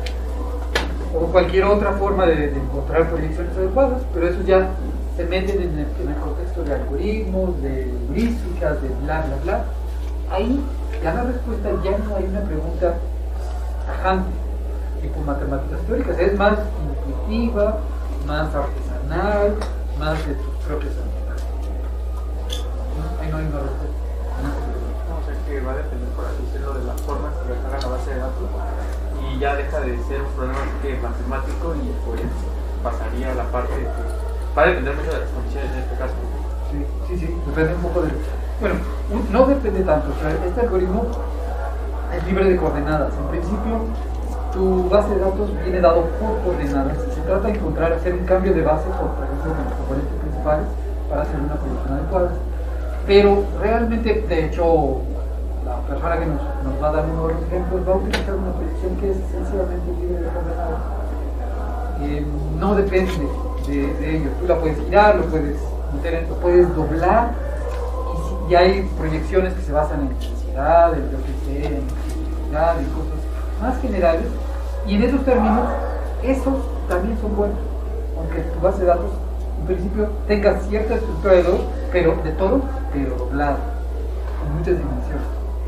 En principio todas ellas son buenas, volviendo a la parte teórica, si tus parámetros son suficientemente chicos para garantizar que el teorema del nervio funcione. Entonces no hay de otra. Si los parámetros son suficientemente chicos, claro, eso costó computacionalmente hablando, entonces hay que encontrar una media, pero si tienes una computadora brutalmente poderosa, cuántica o yo qué sé, y haces parámetros chiquititos, seguro que vas a obtener no importa cuál proyección uses, siempre y cuando la superficie no esté brutalmente chiquita y hagas parámetros muy grandes. Es una superficie en donde la base de datos está capturando cierta geometría suficientemente chicos los parámetros, cualquier proyección te va a dar. Parámetros chicos respecto a lo que es mi figura, por así decirlo. ¿Perdón? Los parámetros que sean pequeños respecto a lo que es mi figura para hacer tener la mejor información. Esa es la intuición. Sí. Para garantizar información realista. Pero es mucho de probar. Espérame, ¿había uno por acá? Bueno, tenía duda también de lo que comentó el compañero, y también depende, se podría decir, de las necesidades, ¿no? Porque si se quiere llegar a eso usando el algoritmo, o sea, me refiero a las necesidades de por qué se organiza la base de datos, ¿sí dependería o ya no cae en esa situación? Yo creo que la respuesta es que no depende. Otro de la forma en que los autores venden su algoritmo es diciendo que es independiente de la plataforma que produzca los datos. No, eso no hace mucho sentido para mí porque no soy especialista, pero por lo que entiendo muchas veces tienes problemas, o sea, misma base de datos o el mismo fenómeno medido, pero de una manera y con otra plataforma. Y quieres comparar los resultados y deben ser compatibles. Muchos algoritmos no te permiten hacer eso. Mappers así lo anuncian. Pienso que eso responde a tu pregunta, pero no estoy de todo seguro. No sé si deriva algo. Sí, bueno, iba también un poco más orientada a la parte del análisis de datos, donde tengo entendido se ponen ciertas circunstancias para cumplirlas. Entonces, no sé si también con el algoritmo, los filtros que ponga, pues lo haga de cierto modo. De cierta manera, sí, creo que sí. O sea, que eliges los parámetros adecuados. Sí, deberías tener alguna respuesta más o menos cercana a la realidad. Gracias. No vas a aclarar la palabra variedad. Sí, perdón. Pues piensen en una superficie. La superficie del toro. No sé si han visto estas imágenes de la botella de Klein, que es como un toro pero con un crecimiento chistoso. Un toro múltiple, esas son variedades de dimensión 2. Pero pueden agarrar, yo que sé, una pelota, un disco sólido, esa es otra variedad, solo que tiene frontera. Piensen, si les incomoda igual, cuando digo variedad piensen en una superficie, una imagen, la superficie de un objeto, pero que no tenga picos muy cerca.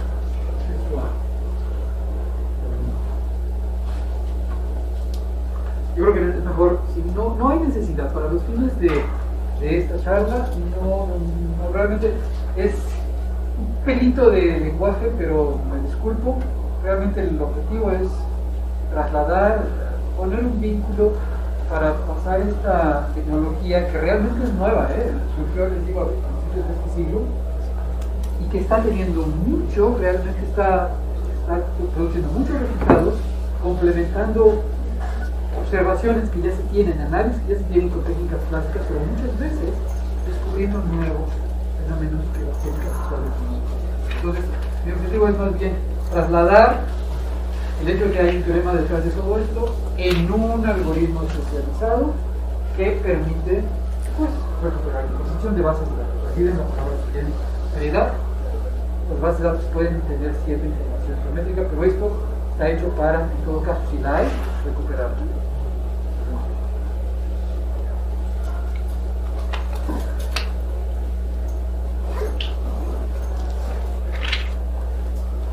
Muy bien, entonces vamos a pasar a... me estoy metiendo un poco en lo que Kelly nos va a platicar. Pero sí, les decía que quiero justificar por qué salen ciertas cosas. Les decía, el análogo de estos aleroncitos. Entonces, en resumen, el mapper, en este caso, lo que nos va a producir es una firma de toro, que es en efecto un toro, pero como prehistórico, porque va a tener aleroncitos en su columna vertebral. Claro, el toro tiene dos columnas, una posterior y una posterior. Tiene esa aleta. Entonces, imagínense que tenemos esta base de datos muy bonita, todo. Básicamente puse aquí algunos puntitos para identificar la base de datos. Está armada de una estructura sobre la superficie de un toro. Y bueno, pues no es muy difícil, solo son 3 dimensiones. Cualquier algoritmo, en caso de que no supiera yo que es un toro, pues cualquier algoritmo debería decir que es un toro. Pero vamos a ver cómo funciona particularmente. Que va a ser el análogo en dimensión 2 que corresponde. Entonces, bueno, esta base de datos, por supuesto, está metida en 3 dimensiones. Cada punto tiene 3 coordenadas. Una cosa es una. Imagínense que por algún proceso de proyección, como los principales o cualquiera que ustedes manejen, se detectan que pueden proyectarlo y digamos lo que voy a hacer es proyectarlo justamente hacia abajo. Me voy a olvidar de esta dirección, voy a proyectar en la primera y en la segunda coordenada.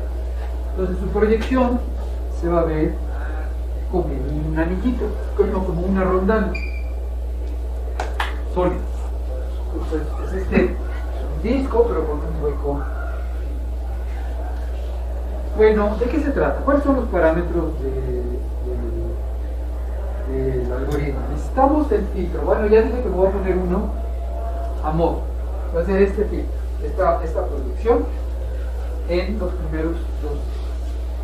Ya está, ya tengo la primera parte. Necesito hacer el análisis de imágenes inversas y tomar sus clústeres y componentes.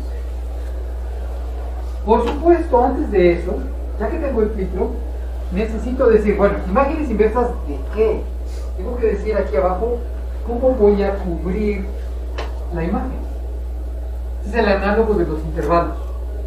Cuando iba a una sola dimensión, pues lo más natural es tomar intervalos con intersecciones y irlos moviendo y esto me va a ir cubriendo y tomar imágenes inversas y aplicar eso. Aquí ya no tengo una recta real, lo voy a proyectar. Estoy proyectando un plano. ¿Qué puedo hacer? Bueno, el plano es R2, R cruz R, cartesiano, 2 coordenadas. Bueno, pues si antes usaba intervalos, ahora puedo usar productos cartesianos de intervalos, cuadrados. En las máquinas es fácil de implementar. Podría usar un adoquinado del plano en términos de cuadrados. Les quería decir por qué no es muy buena idea hacer esto. Cuando haga el adoquinado del plano por cuadrados, así se va a ver localmente. Y noten que hay puntos con intersecciones cuádruples. 4 vértices conectados, tetraedro. Voy a armar, en el proceso voy a armar un mapper con tetraedro, con cosas de dimensión 3. Tetraedro sólido. Cuando el objeto que estoy midiendo no es de dimensión 3, es de dimensión 2. Es una superficie nada más que está dobladita. Entonces, no, esta no es muy buena. Sin embargo, en el artículo original de Carlson y sus colaboradores, su implementación que reportan sí es con esto, pero tienen que hacer algún otro proceso para deshacerse o ignorar las cuádruples intersecciones y confiar que en lo que tienen, si se quedan en las triples intersecciones, sea lo correcto. Pero ellos mismos lo mencionan y Kelly nos va a platicar su presentación. Uno podría, en vez de utilizar productos cartesianos de intervalos, o sea cuadrados, fijarse que el adoquinado del plano se puede hacer más eficiente para fines de intersecciones por hexágonos. En este hexágono, no sé si todo el mundo lo veo, en los hexágonos tienen la ventaja de que a lo más hay 3 hexágonos con una intersección. Pueden haber 2, pero no hay 4, solo hay 3 intersecciones triples. Este es el análogo de que cuando teníamos intervalos, tomaba un intervalo y luego movía el otro intervalo, pero el tercero no lo ponía para que tuviera una tercera intersección, porque era malo. Quería ese tipo de intersecciones, si no, mejor no las olvide. Entonces, en esos términos, poner este tipo de cosas es lo ideal para evitar cuádruples intersecciones que se estudian naturalmente en el contexto de intervalos. Esta es una de las razones por las cuales uno puede utilizar exacta. Y para implementarlo eficientemente en la computadora, pues necesito ver intersecciones y bla bla bla y saber si estoy, no sé, en términos de hexágonos es más complicado hacer una implementación que en términos de los círculos que inscriben al hexágono, porque entonces ya no son cuestiones de distancia, la matriz de distancias. Entonces vamos a hacer el adoquinado del plano por este tipo de círculos que están soportados por el adoquinado del hexágono. La idea, por supuesto, es incrementarlos un pelito para que las triples intersecciones no se reduzcan a un punto y no tengamos el problema de que estadísticamente sea imposible encontrar intersecciones triples de los datos proyectados a esa parte. Entonces incrementamos un pelito nada más. Es otro parámetro con el que podemos jugar. Los círculos, lo que sí queremos es que no se, el otro círculo que viene por acá no vaya a crecer demasiado con este círculo que viene por acá y sí vemos chance de una intersección. Fuera de eso, esta es la cobertura del plano que elijo para, que es el análogo de los intervalos en dimensión 1. Estoy proyectando en el plano y me estoy fijando en estos partes, en estas zonas de la base de datos proyectadas. Recuerden que esto es nada más lo que está sucediendo en la proyección. Toda la base de datos con estos puntos están siendo. De tal suerte que, por ejemplo, si yo me fijo en este nivel, noten que ahora antes los niveles eran por altura y justifica la palabra nivel. Ahora la palabra nivel ya no está muy bien justificada porque son en dos dimensiones. Pero me voy a seguir refiriendo a ellos como nivel. Se suelen dar el análogo de un intervalo, pero ahora en dimensión 2. En este nivel, ¿qué es lo que tengo que hacer en el algoritmo? Bueno, pues tengo que tomar la zona de la base de datos de ese nivel. Tengo que tomar la imagen inversa, la preimagen. Todos los puntos aquí que bajo la proyección caigan precisamente acá. Va a haber dos tipos de puntos esencialmente. Los verdes que están más o menos ahí arriba, que son los que están proyectando estas cosas a la derecha, en estos cuatro verdes que están puestos aquí, básicamente serían estos los datos que tienen este nivel. Pero observen que abajo, la parte de abajo del toro, en el toro así, y están los de arriba y están los de abajo, y hay otros más datos que tienen ese mismo nivel. Piensen que están pintados en azul, no los pinté porque se iban a confundir, pero sus proyecciones están puestas, digamos, en estos.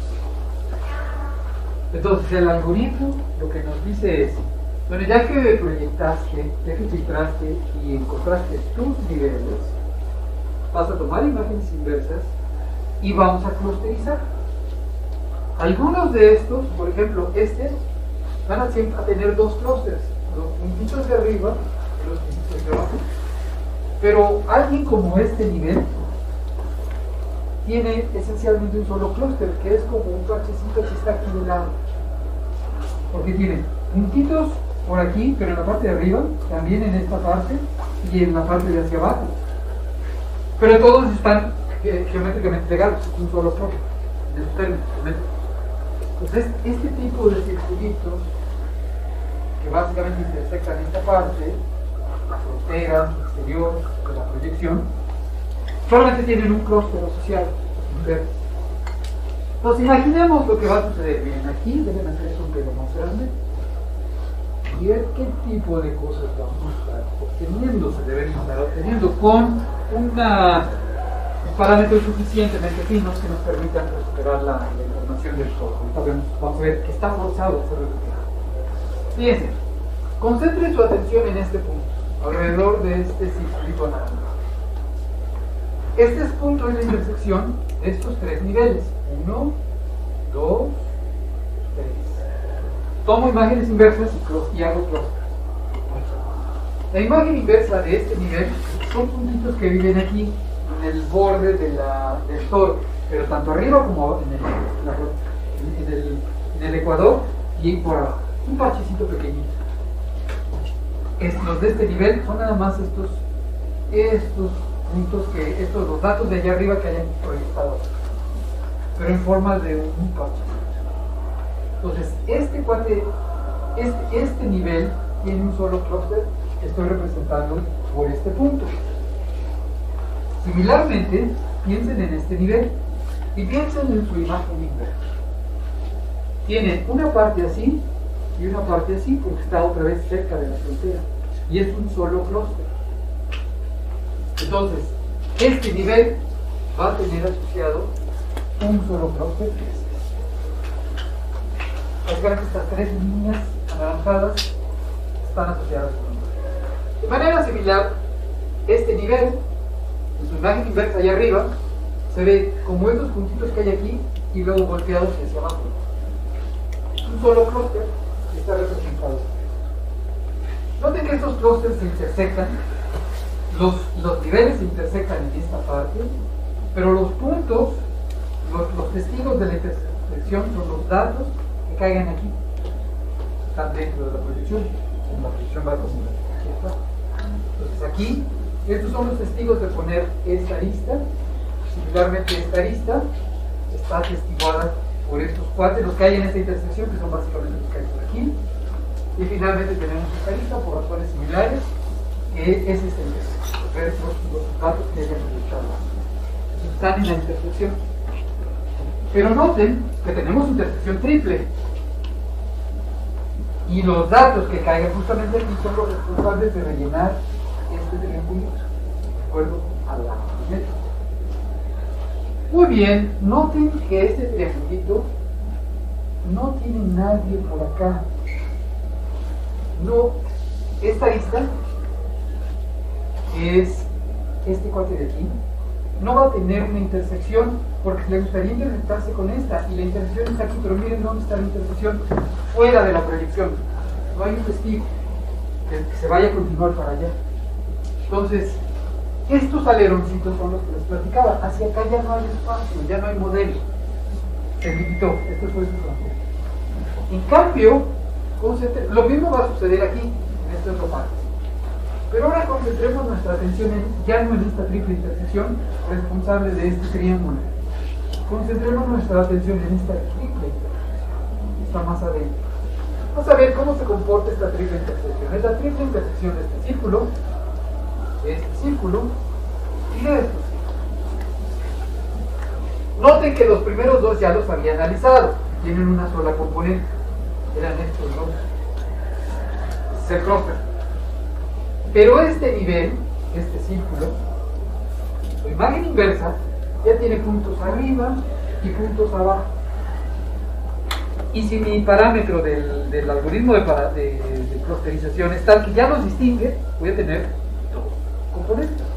Entonces necesito dos vértices. Son estos dos vértices, los de arriba y los de abajo. ¿Se acuerdan en la parte de allá arriba? Los estaba yo poniendo los vértices azules que nos gustan aquí. Los tengo aquí asociado a este nivel, los que viven arriba del toro y los que viven abajo del toro. Son de estos dos vértices. Y se pueden dar cuenta que esta triple intersección da lugar a dos triángulos. ¿Por qué? Porque ya tengo dos clústeres y cada uno de ellos se intersecta con los otros tres en una intersección. Precisamente, pensando en términos de arriba, los datos que están aquí arriba, sobre este nivel, se intersectan con los datos que están acá y los datos que están acá. Precisamente un dato que esté en la parte de arriba que proyecte aquí es el responsable de esta triple intersección. Y similarmente un dato que esté en la parte de abajo del toro, a ese nivel, será responsable del triángulo. Entonces, pues esto es lo que está haciendo el mapper. Empieza a abrir este modelo combinatorio de una vuelta. Aquí es el cuerpo del toro. Lo podrán ya hacer, ya, el resto es pura imaginación. Bueno, lo mismo que sucedió aquí, en términos de este, está sucediendo aquí, en términos de estas dos. Y no solo eso, obsérvense que, ¿cuál era? Este y este, que son estos tres, estos dos triángulos, están dados por, bueno, parte de los vértices son estos dos, que están dados respectivamente por este y este, pero en la parte de arriba, los verdes son la parte de arriba. Y noten que de estos, los que estén en este nivel, van a ser responsables de poner una lista de esta intersección. Entonces vamos a formar, esta parte de aquí es la misma de allá, más bien esta de acá es esta de acá, pero borrando lo que están uniendo. Estoy uniendo el verde con el verde, es esta intersección, en la parte de arriba y en la parte de abajo, que está puesta acá. Entonces lo que estamos haciendo es completar lo que aquí se ve como parte de una estructura una estructura doblada, y aquí también se conecta para formar realmente una pieza así doblada. Toda esta fenomenología se repite y la computadora lo hace si empiezan a viajar, ya no entre este y este, sino ahora entre este y este. Estos dos van a ser análogos de estos dos, y este va a ser análogo de los de acá. Van a cerrar el hueco que se ve como el cuerpo del toro, tubo, y al mismo tiempo van a estar teniendo la capacidad de ver otra cosa, que es esencialmente que esto se empieza a doblar y forman la firma que produciría el mapa con una implementación pues elemental. O sea, nada más hay que hacer el asunto de llevar la cuenta de vértices, clusters, intersecciones, dobles, triples, ¿verdad? Poner la computadora como loca, hacerlo, y al final encontrarán una estructura simplicial. Les va a dar una lista de vértices, una lista de vistas, una lista de triángulos. En principio necesitan una representación geométrica de eso, o, bueno, ahorita hablo de eso, y con eso ya tendrán una firma del toro. Noten que esta firma en efecto es una triangulación del toro, que está de arriba, es la triangulación de este toro, pero está teniendo estos aleroncitos a lo largo de los dos ecuadores, tanto por dentro como por fuera. La figura de Kelly ahorita lo van a ver, pero pues así, finalmente, captura de formación de vida.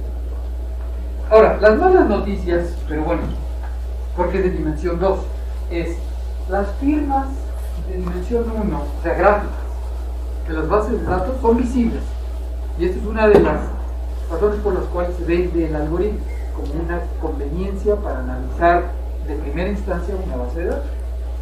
Pero firmas de dimensión 2, piénsenlas como un siguiente nivel. Ya quieres profundizar. Bueno, las firmas ya no son tan elementales, ya no son tan visibles. De hecho, no queda tan claro de las figuras que nos va a demostrar Kelly, y ahí en efecto hay un toro. Se necesita otro tipo de métodos o algoritmos para determinar que en efecto ahí hay un toro, o tener cierta seguridad de qué tipo de estructura. Y ahí es donde otra vez se pueden usar muchas técnicas, calcular los grupos de homología o directamente analizar el tipo de homotopía con la versión que les platiqué, que les mencioné brevemente acerca de la teoría del modo fiscal. Eso tiene la ventaja de que aunque sea una lista muy grande de un complejo simplicial que no sea fácil de visualizar, se pueden extraer información esencial que me diga sí, esto es un toro. Pero bueno, eso es otro tema, aparte del algoritmo. Entonces déjenme finalizar. Bueno, no sé si haya preguntas.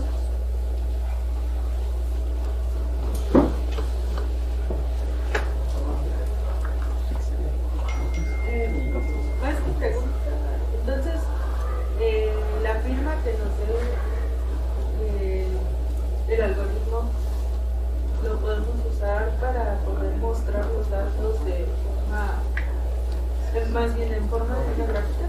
Sí, en principio el algoritmo unidimensional es un resumen gráfico de los datos. Okay.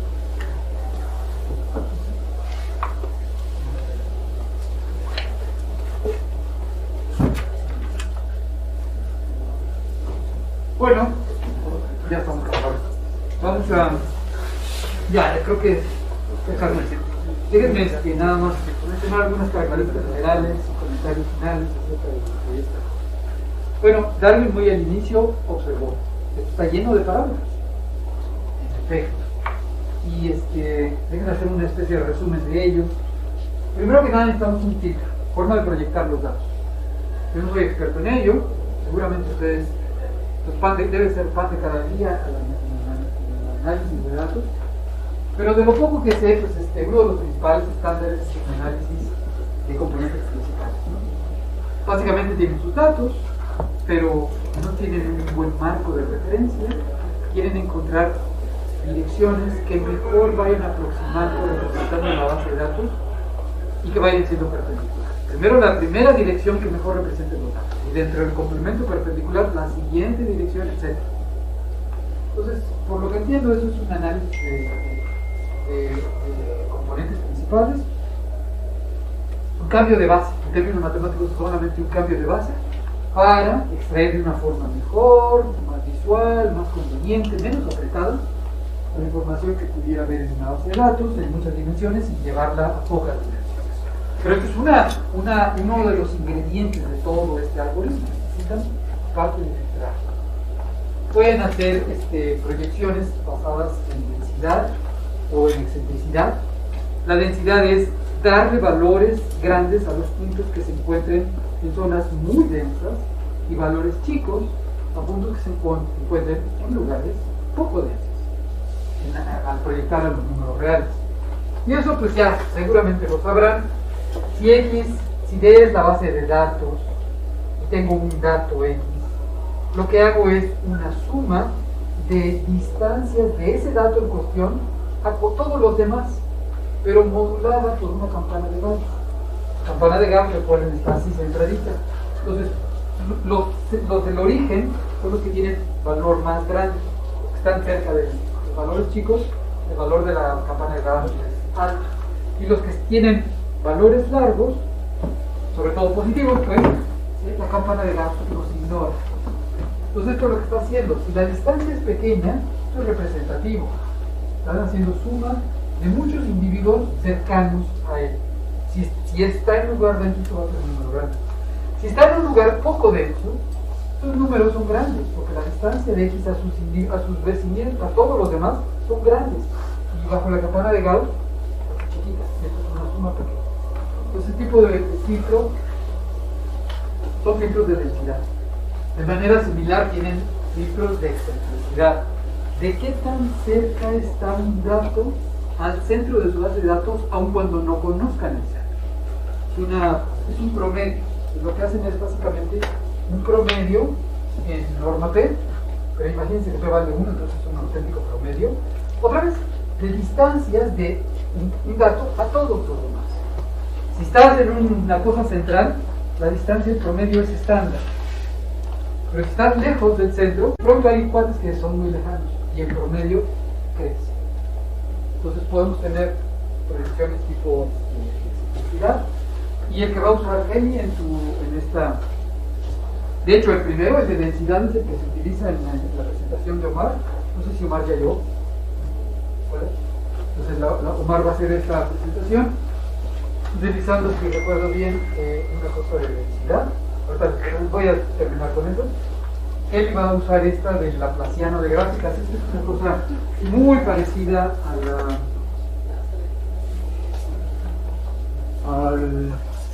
al análisis de componentes principales. Por lo que entiendo, una forma de hacer formal el análisis de componentes principales es encontrar vectores característicos de cierta matriz. Y esto es una cosa similar. Lo que uno hace es, tienes una base de datos con n datos. Voy a hacer, esto es el tamaño de la base de datos, voy a hacer una matriz cuadrada en donde en la coordenada i, j, o sea, asociado el dato i y al dato j, voy a poner esencialmente, voy a fijar en la distancia entre esos dos cuates, pero modulada, porque quiero que distancias chicas sean números grandes, y al revés, distancias grandes sean números chicos. Otra vez, está modulado por una capa de. Entonces voy a hacer formar esta matriz. Es una matriz simétrica, pues porque está basada en distancias, y voy a calcular sus valores, sus vectores característicos, sus eigenvectores.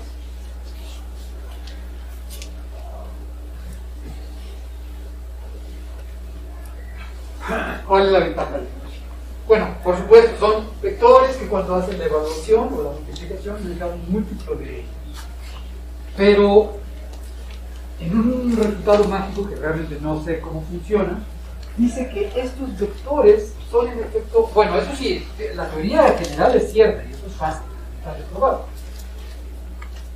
No sé si lo vean en ustedes, pero es decir, en esta escuela, pero si tiene una matriz simétrica, no, yo ya se me había olvidado, pero se ve en la licenciatura que los vectores característicos asociados a una matriz simétrica son todos, si los cuentan con multiplicidad, y forman una base ortonormal.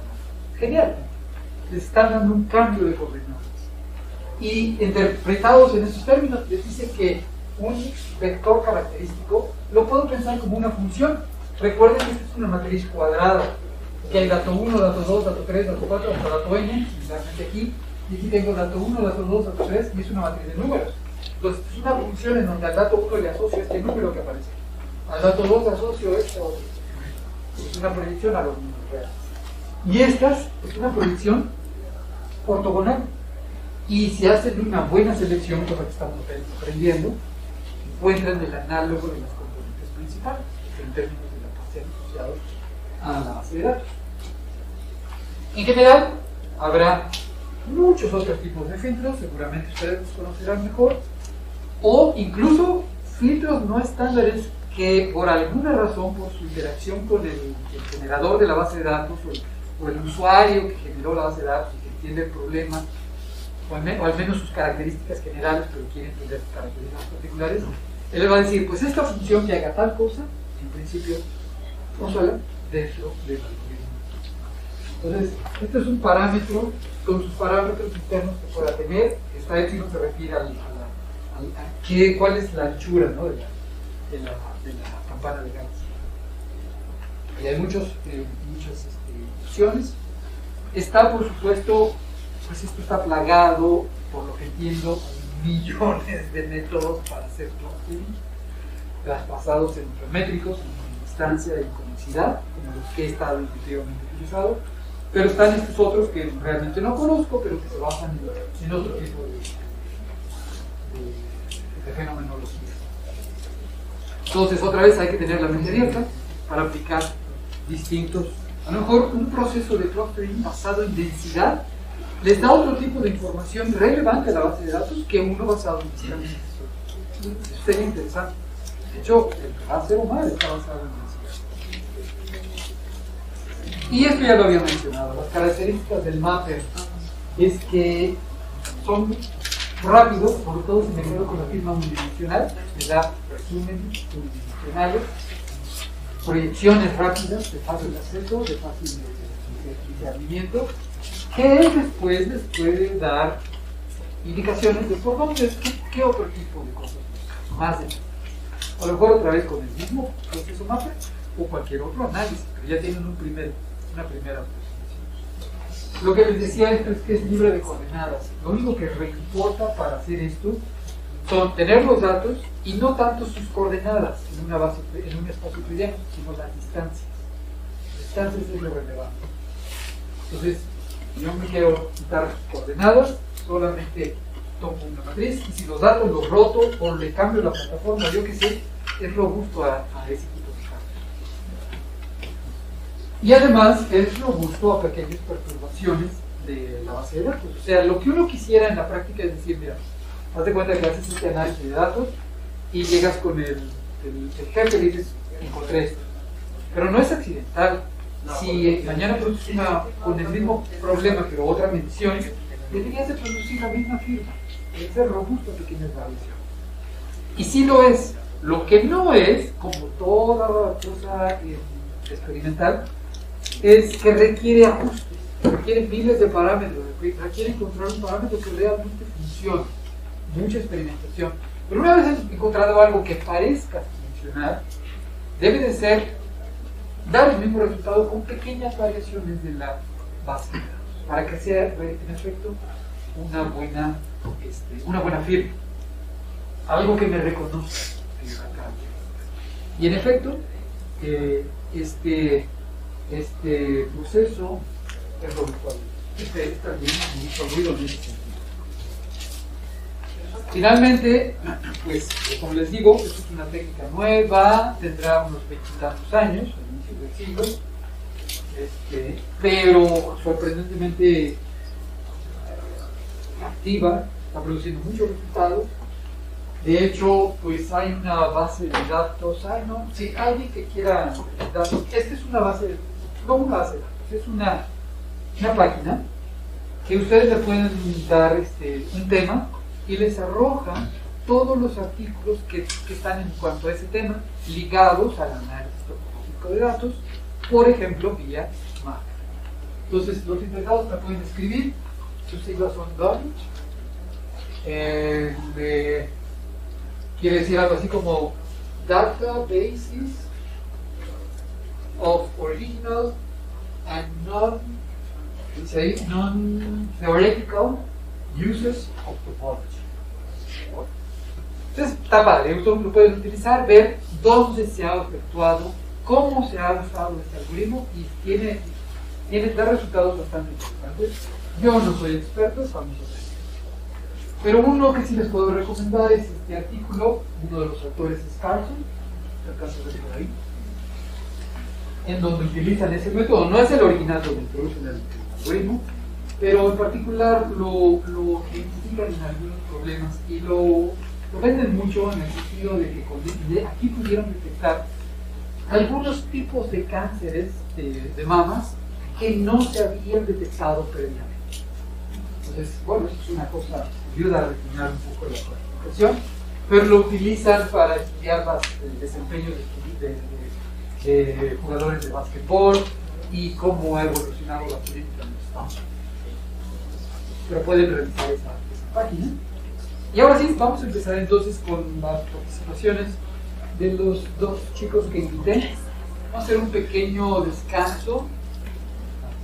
Les voy a platicar rápidamente las condiciones, el setup de esta aplicación. Esta sí es una aplicación que aparece en el artículo original donde se introdujo el método. Y entonces empezamos con la participación de Omar, en donde ya va a ser una descripción más tipo de laboratorio. Ya nos podemos pasar al laboratorio y bueno, hacer algo un poco más. Pero bueno, la idea, no se hace un estudio de la diabetes. Por ahí de los 70s, la Universidad de Stanford hizo un estudio en un grupo de personas que no necesariamente tenían la enfermedad. En ella participaron pues enfermos de diabetes o gente que tenía genes, potencialidad de contraer la enfermedad, o gente que estaba interesada en participar en el estudio, o simplemente gente que quería checar. Porque, por supuesto, tomaron muestras de sangre, hicieron una base de datos de dimensión 6 o 7, no recuerdo, en donde miden glucosa, edad y cuestiones más técnicas, médicos, que dan indicios de la enfermedad y bueno, cosas ahí, no entiendo yo realmente. Pero son 6 parámetros asociados a cada uno de los individuos, que participaron alrededor de 150, creo, individuos, y entonces tienen una base de datos no muy grande, en 6 dimensiones, algo razonable. En los 80s, estas dos personas, Millen y Ryan, hicieron pues un análisis de esa base de datos que resultó mediante técnicas de proyección para reducir la dimensión. Tenían 6 dimensiones y tratan de proyectar. Lograron finalmente proyectar en 3 dimensiones y obtener esta proyección de los individuos con respecto a sus datos, a sus características. Y observaron que se formaba esta especie de corazón, 2 arterias, cuernos que le salen. Pero lo más interesante es que, bueno, y no es realmente de sorprenderse porque las proyecciones son especiales, que los individuos sanos se encontraban en el corazón y los enfermos en estos cuernos. Pero, mejor aún, uno de los cuernos contenía, a la hora ya de cuadrar los datos con los resultados, se dan cuenta que en una de las cuernos están las personas que tienen la diabetes declarada y ya tienen síntomas y ya tienen problemas estándares de diabetes. Mientras que en el otro cuerno aparece gente que está desarrollando la enfermedad, en etapas tempranas de la enfermedad, de estos que, como dice el anuncio, ni se sienten, pero ya, básicamente si no se cuidan, se nos pelan, ¿no? O sea, empiezan a tener la enfermedad. Entonces es muy importante tener una forma de clasificar estos individuos, y esto fue lo que se publicó por estas personas en los 80. Entonces, en este artículo de 2007, donde introdujeron el método Mapper, de Carlson y compañía. Digamos, vamos a ver qué obtenemos para recuperar esta información. Y en esta hicieron un mapper unidimensional con un filtro de densidad y evidentemente tienen que buscar, pero creo que no es muy difícil porque me sale a las primeras de cambio. Yo ya implementaciones no son muy buenas en esas cosas. Los mappers unidimensionales que reportan en distintas, les llaman resoluciones, estas depende del parámetro de la campana de Gauss que se utiliza en la cuestión de densidad para proyectar, pero pues básicamente es compatible con esto en el sentido de que tienen pacientes sanos y pacientes enfermos perfectamente distinguidos en términos de los niveles de qué tan avanzados tenemos. Pues genial, ¿no? Porque bueno, recuperan con una firma menos sofisticada, pero recuperan información relevante que había recuperado. Entonces, bien, pues voy a concluir aquí mi presentación. Vamos a hacer un descanso.